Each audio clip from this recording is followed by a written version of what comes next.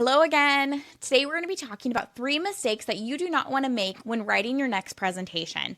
Today we're going to be focusing on slides and mistakes that individuals make when creating your slides for a presentation. We know that your written content is the backbone of a good presentation in order to effectively communicate your recommendations and your point of view.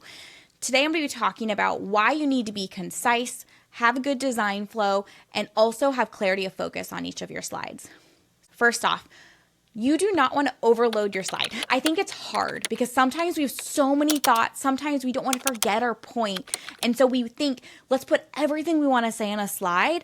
And then myself as a presenter, it'll be so much easier for me because then I have everything on the slide and it can help me reference. This may be saved for an executive summary, which is a leave behind, or maybe it needs to go to senior leaders and you only have a one-pager that you want to give to them.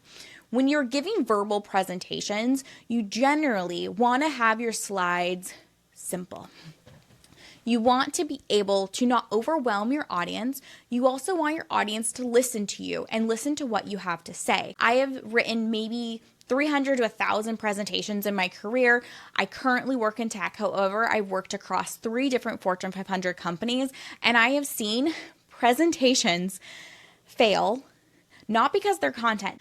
I have seen them fail because they have too much information out there. The audience is overwhelmed and they check out. They don't feel that they have enough brain power to compute everything you want them to know. Remember, mistake number 1, simplify your slide, ideally with 1 point per slide. It doesn't mean you only need 1 sentence per slide. It just means have enough information to get across that slide. It could have a graph, it could have some quotes, it could have maybe a business model workflow. However, you want to decrease the amount of information on a slide. Mistake number 2 is not having a point or a clarity of focus for your audience. So when you're designing your slide, think about where is the audience going to look first. Usually we look at the largest font.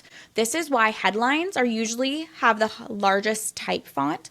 We also see that when there is a human on the screen or really on the slide, your audience may focus on that human because according to neuroscience, we want to connect with other humans. And so we will try to connect eyes with somebody else on the screen.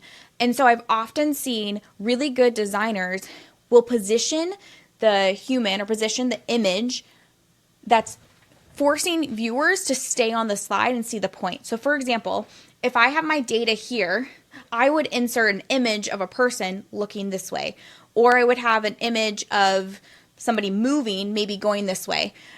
That causes the viewer to look at your slide, they'll lock eyes or focus on the human, and then they'll go to where there is movement. I've seen where you may lose people if you have too many things on the slide, like we kind of were focusing on the earlier point. So know where you want your audience to look first. Know what is the flow. If you have to layer in multiple pieces of data, I've seen people use pop-ups. I've seen people try to add layers on it. This can work really great. Ideally, you can be able to have flow on your screen without adding too many components. Not having a point of focus could also be not having different size fonts, not having different really points of distinction on your slide. Having too much of the same will really be hard for your audience to focus on one thing. And it may just be they take away nothing from your slide, honestly. Mistake number 3 is poor design choices. This could mean that people can't read your slide. Are your fonts or your text over images that are hard to read? Or is your typeface too small? Is maybe the font choice too hard to read? So that is also, I would consider, poor design choices. But you want to think through, how can you give your design to your audience in a way that limits distractions? So if you need a different style of font, different color of font, what is that doing to help tell your story? If it doesn't do anything, ignore it, leave it. You don't need it. It can be distracting. Don't have too many different colors that don't coordinate and don't tell your message. If you're talking about something sad in a presentation, don't use the color yellow or something cheery. Don't have an image of a sun or somebody smiling.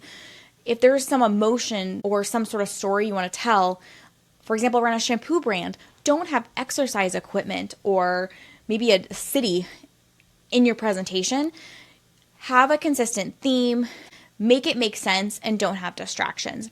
I've also seen, like I mentioned earlier, around like images not facing the right way. Make sure you're following good alignment. Make sure you're following their like general style. Try to keep it simple. Follow your template that maybe the corporation has. If not, go look. There's tons of free templates. If you have any comments, please put them into the chat. Thank you so much and have a great day.